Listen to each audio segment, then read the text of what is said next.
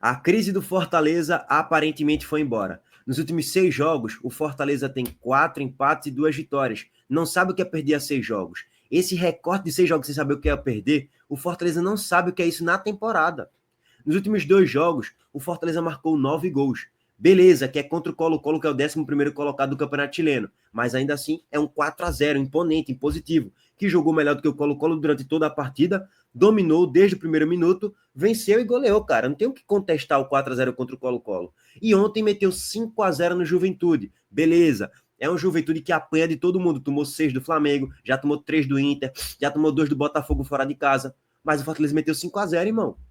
Não é qualquer time também que vai meter 5-0 no Juventude. Não é que o Juventude tomou 5-0 do Ceará, 4-0 do Mirassol e agora tomou 5 do Fortaleza. Não, tomou 6 do Flamengo, que tem o melhor elenco da América. Então dá para se entender e pontuar o contexto inteiro que o Fortaleza está inserido e esses confrontos também. Assim, dá para falar que a crise acabou? Dá para falar que a crise acabou. Se a gente parar para analisar, pelos resultados que o Fortaleza vem colhendo, 6 jogos sem saber o que é perder e pelo desempenho que vem melhorando rodada após rodada. Óbvio, não dá para se afirmar que o Fortaleza de 2024, que emendou 500 jogos sem saber o que é perder, que já chegou a figurar ali na liderança do Campeonato Brasileiro, na 24ª rodada, não dá para afirmar que esse Fortaleza de 2024 voltou ainda. Porque isso aí a gente vai ver com o desenrolar das rodadas, pegando adversários mais difíceis. O Juventude está muito longe de ser o adversário mais difícil, mas muito longe mesmo. Inclusive, para mim, é o pior elenco da Série A. Ou se não for o pior elenco da Série A, tem ali o segundo pior elenco da Série A com folgas. Ah, então o teu Popote é o Lanterna. Não, cara, beleza. Apesar do meu Sport ser Lanterna, o Sport, no papel, em tese, na teoria, é muito melhor do que o Juventude. Não tem comparação. O Sport está na péssima fase, devido ao trabalho ridículo de Pepa. Vamos ver se vai melhorar a partir de agora. Então, assim, dá para se afirmar que a crise acabou? Dá, cara. Dá para se afirmar que a crise acabou. Ou que 95% dela já se foi. E a partir de agora vai vir uma maré de resultados mais consistentes e de futebol mais competitivo do Fortaleza. E dá para se afirmar que a chave virou. Dá para se afirmar. Mais uma vez, não é a chave virou que vai voltar a ser o Fortaleza do ano passado, não. Talvez seja. Mas é que é um Fortaleza muito mais competitivo e que pratica o esporte futebol. Coisa que o Fortaleza, na maior parte da temporada, não estava praticando. E mais uma vez, assim, nem apresentou tanto futebol consistente nesses últimos 6 jogos, não. Mas jogou mais do que o Bucaramanga. Para mim, aqui eu já vi uma evolução boa do Fortaleza nesse jogo contra o Bucaramanga. Marcou bem, jogou em transição, criou 3 chances claras antes de tomar o gol de empate, que poderia ter matado o jogo, mas tomou um empate na reta final do segundo tempo e poderia até perder o jogo. Empatou contra o Sport jogando muito mal, o Sport merecia vencer, mas o Sport perdeu o caminhão de gols, veio o segundo tempo, tem aquela bola que pega na trave e entra, para mim foi gol, e termina o jogo empatado por 0-0. Jogo contra o Retrô, o Fortaleza jogou mal, esse aqui jogou muito mal. Diria que esse foi o pior jogo do Fortaleza dos últimos 6, junto com esse jogo do Sport. Mas voltou a melhorar um pouco o futebol contra o São Paulo, massacrou o Colo-Colo e ontem massacrou o Juventude por 5-0, com vaga para 6, 7 pelo menos. E assim, sabe quando a gente vê que um time jogou muito bem? É que o time nem faz esforço para construir as jogadas. O Fortaleza, em momento nenhum, foi pro desespero, foi avassalador, forçou um 5-0, um 2, vamos para cima e tal. Não, foi Fortaleza com naturalidade, fazendo o primeiro gol, marcando bem, neutralizando todas as ações do Juventude. Depois, no segundo tempo, faz o segundo gol e aí começam os gols a sair naturalmente. Faz 3-0, 4-0, 5-0 e dá sinais que o Fortaleza vai passar a ter um resultado um pouco mais consistente. Óbvio, garantia nenhuma. Aguardar o desenrolar da temporada. Não acho que o Fortaleza, é impossível cair. Se jogar esse futebol que jogou contra o Colo-Colo, contra o Juventude, de fato, é impossível cair. Se jogar na média que jogou nos últimos 6 jogos, é lógico que não vai cair. Porque tem time para não cair, não é à toa que foi 4º colocado da última Série A, e tem um principal, treinador. Tem treinador para garantir a permanência também. É o contexto da ópera aí que torna o Fortaleza forte aí no recorte recente. E pega o Vasco no próximo jogo. Alô, torcida do Vasco, vocês vão tomar tromba lá em São Januário, viu? Cuidado. Bom, essa vitória do Fortaleza foi muito importante porque fez com que o Fortaleza subisse 8 posições na tabela, saiu da 17ª colocação para a 9ª posição, pô.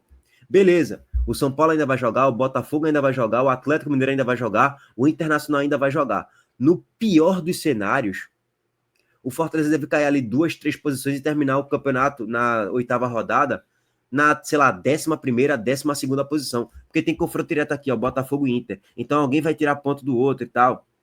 Normal, natural. O São Paulo pega o Palmeiras fora. Então talvez o São Paulo nem vença o jogo, que é clássico e tal, jogo difícil. Então assim, talvez o Fortaleza termine aí mesmo, cara.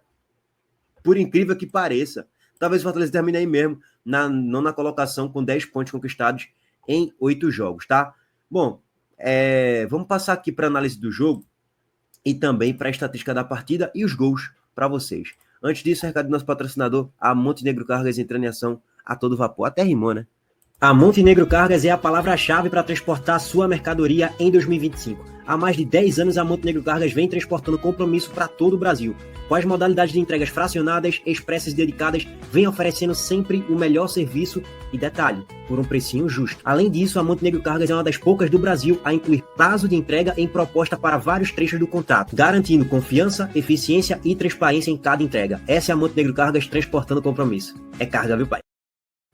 Bom, gente, seguinte, primeiro aqui as escalações para vocês, me surpreendi de Gastão Avelar jogando do lateral esquerdo e jogou muito bem. Teve um gol que ele ia meter ontem, uma bola de 3 dedos que ele finaliza, a bola raspa a trave. Quem finaliza aquela bola daquela forma, quem entende um pouquinho de futebol sabe que Gastão Avelar tem muita qualidade técnica. E talvez a partir de agora, tendo uma sequência maior de jogos, porque ele é um jogador que se lesionou bastante, já jogou mal também, já foi expulso, já comprometeu o Fortaleza no Campeonato Cearense. Então, assim, um jogador que passou por muita instabilidade, mas talvez a partir de agora comece a crescer durante a temporada, e ontem fez um grande jogo e quase que meteu uma pintura de 3 dedos, a bola raspou a trave, num péssimo domínio de Everton, que não fez um bom jogo ontem no PV. Se bem que ninguém do Juventude fez um bom jogo ontem não, né? Bom, pegando o ponto de vista rápido aqui do Juventude, tá, gente? A estratégia do técnico Fábio Matias, que eu acho ele um treinador fraco, sendo bem sincero, foi de jogar em transição, explorando os contragolpes, com Batalha pela direita, com Enio pela esquerda e com o Gabriel Talhari ali de centroavante. Era isso, jogando em transição pelas laterais, jogar fechadinho, bloco médio-baixo, ou bloco baixo mesmo, dar a bola para o Fortaleza e jogar no erro do Fortaleza. Só que essa estratégia caiu, virou poeira, virou pó, com 3 minutos de jogo. O Fortaleza abre o placar, faz um golaço na cobrança de falta. Golaço não, né? Vai para não exagerar. Faz um gol na cobrança de falta de Pochettino. A bola vai na cabeça do Lucero e ele só dá uma casquinha. Aquela casquinha que engana todo mundo, que passa por todo mundo dentro da grande área e cai dentro da rede. 1-0 Fortaleza com 3 minutos de jogo. Ou seja, toda a estratégia implementada por Fábio Matias foi para o espaço com 3 minutos, cara. A maioria dos gols que o Juventude toma nessa Série A são de gols de bola parada. E o Fortaleza, com certeza, o Voivoda estudou isso e abriu o placar no início do primeiro tempo. A partir daí, o jogo ficou muito desconfortável para o Juventude, que tinha que sair para o ataque.